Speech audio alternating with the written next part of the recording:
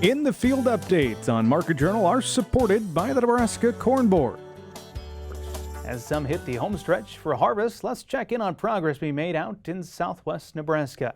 Tyler Hughes is joining us over the phone now. Tyler, tell me a little bit about the farming operation. I understand you're also serving on the Nebraska Dry Pea and Lentil Commission. We farm in southwest Nebraska, only about 6 miles away from the Nebraska-Colorado border in Chase and Perkins counties. Mostly dry land, little bit of irrigation, but yeah, do a little bit with those yellow peas you mentioned, and just coming off our winter wheat seeding. Take us through a year in review when it comes to the crops you guys are growing, Tyler.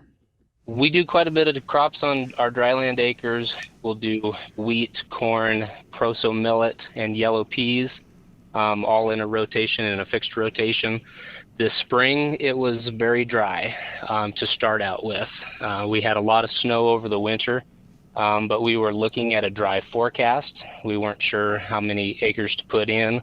And then once we hit May time frame, we got a whole bunch of rain, which is kind of the opposite from what the rest of the Corn Belt. They ended up being very dry, but I think we had 12 inches of rain within the month of May, which is, probably 2/3 of what our annual precip usually is.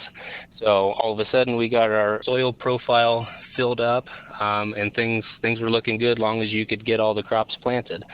And then it was complete polar opposite kind of the rest of the year. The rain shut off, maybe 1.5 inches or 2 at most over the rest of the growing season. So we used up those soil reserves, and everything had kind of been surviving on vapors here up to the harvest time. All right, well, how's harvest going for you, Tyler, and what else is going to be keeping you busy before we get into winter?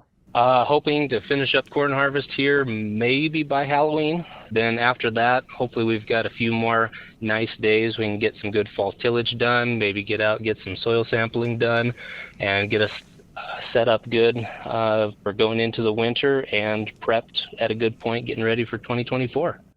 Looking ahead, and 2024 is going to be here before we know it. Thanks for the time today, Tyler. We appreciate that.